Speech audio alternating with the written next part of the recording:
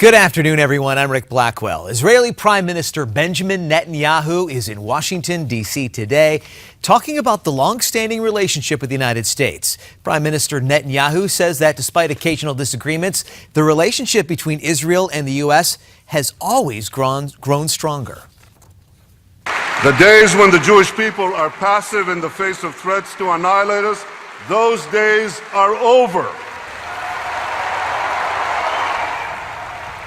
Netanyahu will speak before a joint session of Congress tomorrow. He'll urge lawmakers to hold off on reaching a nuclear deal with Iran. Meanwhile, President Obama's national security advisor, Susan Rice, calls Netanyahu's speech, quote, destructive. She believes it will harm U.S.-Israeli ties. But earlier today, Secretary of State John Kerry stood up for Israel.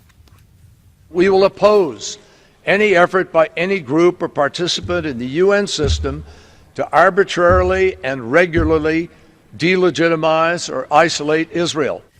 Kerry believes the UN Human Rights Council is, quote, obsessed with Israel.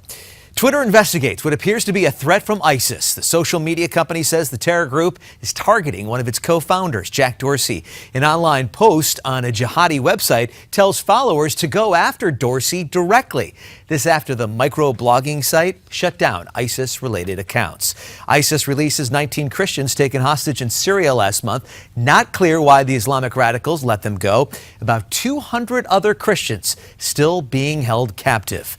American officials for the U.S. agriculture industry are in Cuba today to kick off 3 days of talks. Now, the delegation hopes to work with Cuba's Foreign Trade Ministry. The U.S. is currently working to lift the embargo against the communist-led nation.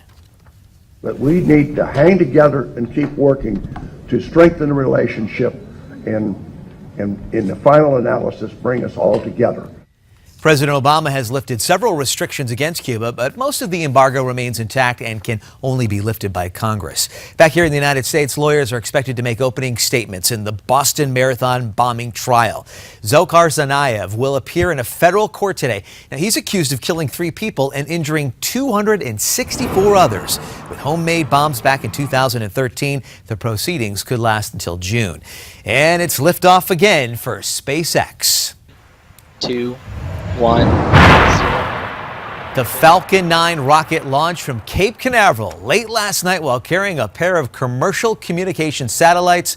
One belongs to an Asian broadcasting system, the other a French telecommunications company. This is the 16th successful rocket launch for the private spacecraft company. We're going to have another update coming your way in 30 minutes.